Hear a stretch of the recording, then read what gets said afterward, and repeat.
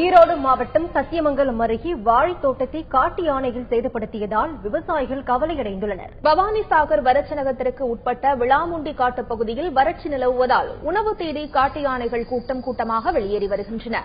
வனப்பகுதியை ஒட்டியுள்ள கிராமங்களுக்குள் நுழையும் காட்டு யானைகள் விளைநிலங்களுக்குள் புகுந்து வாழை, கரும்பு, மக்காச்சோளம் உள்ளிட்ட பயிர்களை சேதப்படுத்தி வருவதாக விவசாயிகள் தெரிவிக்கின்றனர். இன்று காலை தொட்டம்பாளையம் கிராமத்தில் பன்னீர்செல்வம் என்பவருக்கு சொந்தமான தோட்டத்திற்குள் புகுந்து வாழை மரங்களை யானைகள் சேதப்படுத்தியுள்ளன.